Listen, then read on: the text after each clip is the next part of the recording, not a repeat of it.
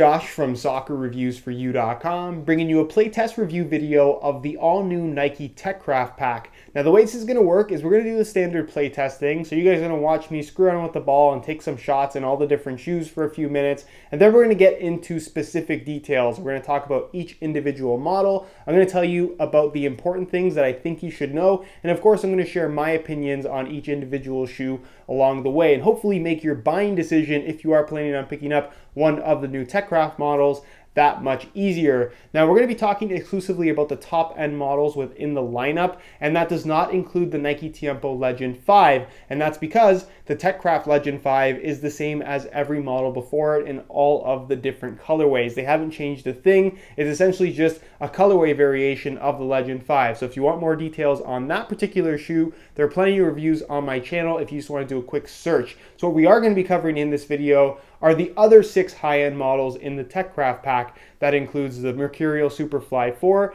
the Mercurial Vapor 10, the Hypervenom Phantom 2, the Hypervenom Finish, the Magista Oboro, and finally the Magista Opus. So like I said, we're going to be covering all 6 of these shoes in today's video. If you're interested in learning more, please stick around. And with that being said, let's get right into the playtest.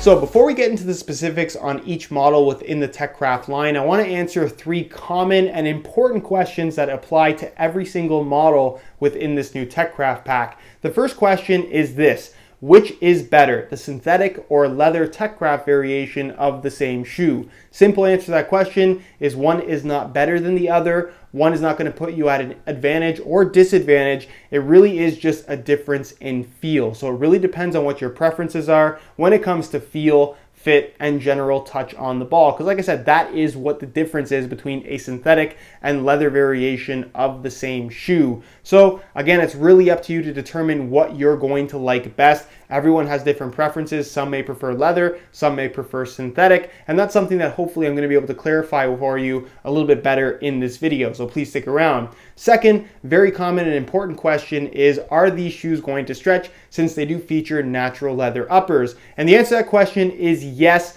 but it really depends on the model. Some of these shoes feature very soft leather, some of them feature slightly firmer leather, and you also have to consider that these shoes have kind of been mishmashed with their synthetic variations as well. So certain parts of the shoe feature external reinforcements that aren't made from leather that of course aren't going to stretch. So for example, any part of the shoe that features fly wire or brio cables is not going to stretch because the leathers might stretch, but the brio cables won't. So that's obviously going to be kind of a blocking point, if you want to call it that. So like I said, any part of the shoe that's reinforced with external reinforcements is not going to stretch, whereas parts of the shoe that are not reinforced will stretch. Third question, again, very important one and a pretty common one as well, is do these shoes require maintenance like a standard leather shoe? And the simple answer to that question, and one that I think should be pretty obvious, is yes. Like with any natural leather shoe, it's best to take care of them as best you can. Give them a clean every once in a while. Leather cream is not a bad idea just to keep the upper kind of hydrated and as soft as it can possibly be. And like I said, with any natural leather shoe,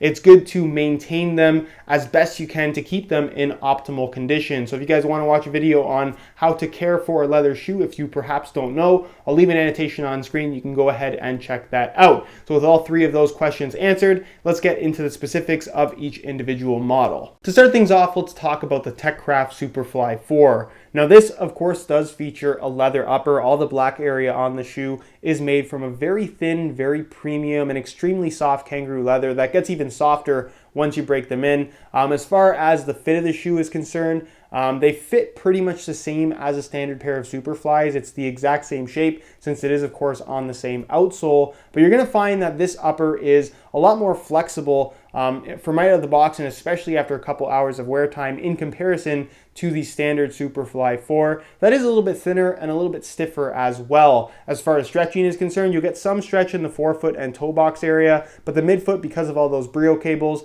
remains fairly intact and really doesn't give all that much because, again, the brio cables aren't going to stretch, but you still maintain a nice responsive and kind of one-to-one tight fit on your foot, the same kind that you would get from, of course, that synthetic variation. With that being said, because the upper is softer and a lot more flexible, it doesn't feel quite as locked down when you're running around, but the general sensation of a pair of Superfly 4s is still present with the TechCraft variation. The biggest difference is, of course, going to be the touch. This is still a thin shoe. It's not quite as thin as a synthetic model, but this very thin leather upper gives you just that slight amount of padding that I think is a very satisfying feeling. Again, if you're a fan of shoes like the Copa Mundial, the Nike Tiempo Legend 5, if you want that kind of traditional padded leather feel on the ball, that is not what you're getting here with the Superfly 4 from the TechCraft pack. This is for somebody who still wants a thin shoe, but just wants that little bit of extra padding to take the edge off, and just a slightly more flexible, natural sensation from your Superfly 4. So if that is what you're looking for, that's kind of what the TechCraft Superfly 4 is all about.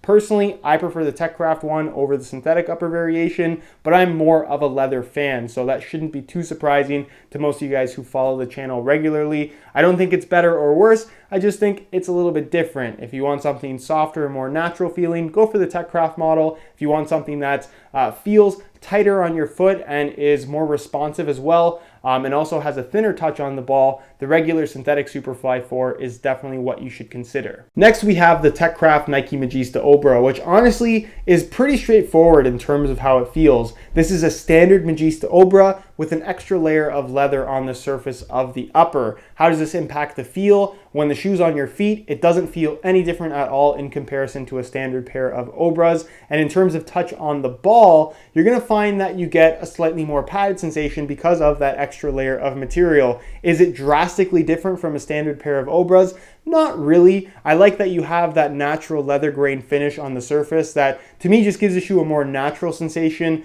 a more traditional leather-like sensation, I guess is the best way to put it, in comparison to a standard pair of Oboros, which obviously will feel a little bit thinner. But again, you just get a slightly more padded sensation, and that's pretty much the main difference. The shoe is not going to stretch pretty much anywhere because, again, it is sitting on top of that standard Magista Oboro Flyknit base, and the Flyknit really doesn't give on this shoe at all. So the way it fits from out of the box is the way it's going to fit for its entire lifespan. And again, if you're just looking for a slightly more padded variation of the standard Magista Oboro with that leather covering on the upper, then the TechCraft Magista Oboro in leather is definitely one of those shoes that you may want to consider. Next, we have the Nike Hypervenom Phantom 2 and of course the leather TechCraft variation.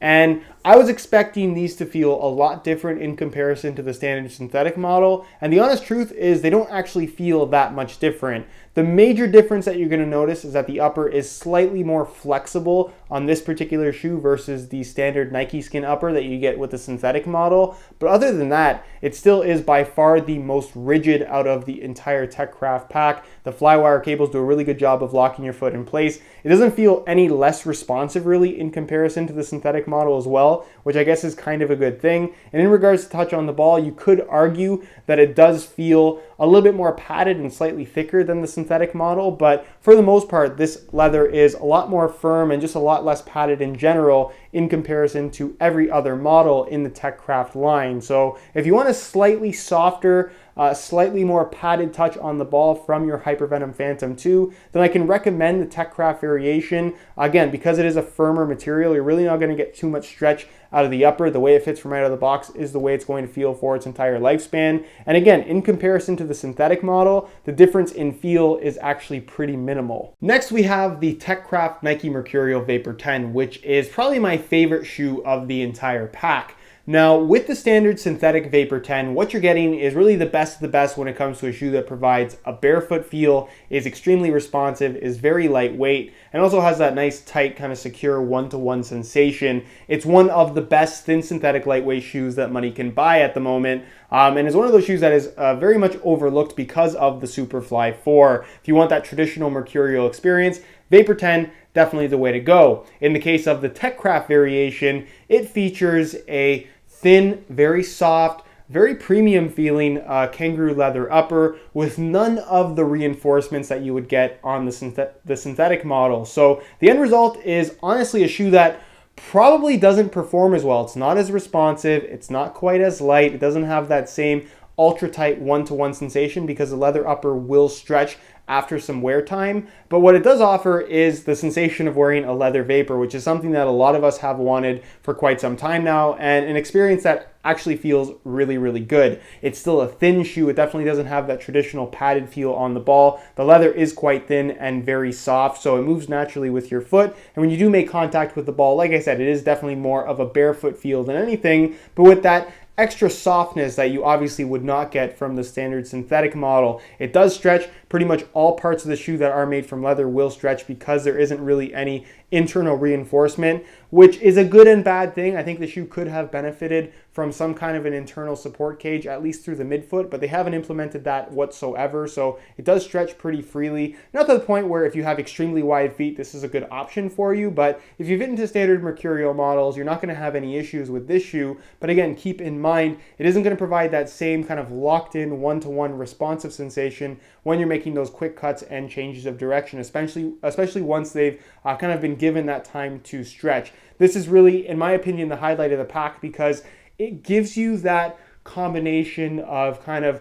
modern cutting edge mercurial design, which obviously you get with the stud pattern, the sole plate, and the general shape, fit, and silhouette of the shoe. But at the same time, you're getting that kind of classic element from that soft kangaroo leather upper. So if that sounds good to you, then the TechCraft Nike Mercurial Vapor 10 is definitely one of those shoes to consider. Whereas if you want the kind of best of modern Mercurial, the standard Vapor 10 is definitely the way to go. Next, we have the TechCraft Nike Magista Opus, which essentially is a standard Opus base with an extra layer of leather on the surface. So how does that extra layer of leather impact the feel of the shoe? The standard Opus is quite thin and very, very flexible because of all the cutouts that you have in the upper. Now, when you add that extra layer of leather, it covers up all of those cutouts and to a certain extent restricts the flexibility of the shoe or the flexibility that it would otherwise have. Does the shoe feel stiff on your feet? Absolutely not, but it definitely does feel a little bit more restrictive in comparison to the standard Opus in regards to fit and feel. Again, you notice a little bit of that extra stiffness, but not much. The shoe isn't really going to stretch all that much either because the regular Opus doesn't, and this is essentially just a regular Opus with leather on the surface. And in regards to touch on the ball, it's a more padded sensation, again, because you have that little bit of extra thickness from the leather itself.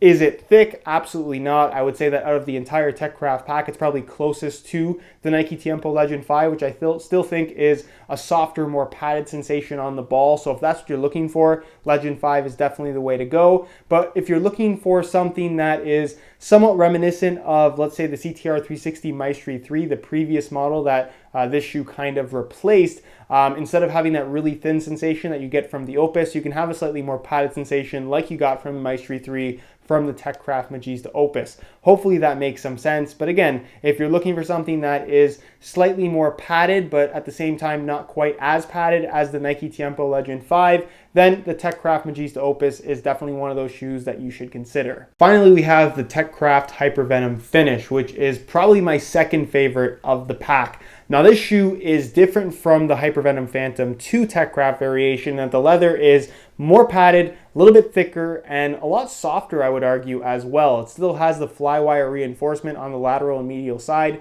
but because it just features a different variety of leather, it changes the feel of the shoe completely. It really creates more of a natural sensation than what you're going to get from the TechCraft Phantom 2, in that it's not nearly as stiff. It's a lot more flexible, and like I said, just feels more natural on your feet. The touch on the ball is still on the thinner side, but not quite as thin as what you're going to get from the TechCraft Vapor 10. So if you want a slightly more padded sensation and also want to maintain a more responsive feel because of that flywire reinforcement, then maybe the Hypervenom Finish is the better option over the TechCraft Mercurial Vapor 10. Again, that's a call that you kind of have to make for yourself. Out of the box, this shoe definitely does feel wider than a pair of Vapor 10s and actually will stretch a fair amount in the forefoot and toe box area. But again, the midfoot, because it is reinforced with flywire, isn't going to give all that much at all. In comparison to a standard pair of finishes, this leather upper is extremely flexible and really just feels a lot more comfortable in my opinion, especially from right out of the box in comparison to that standard Nike Skin upper. So if you're looking for something that doesn't feel at all like a standard Hypervenom finish,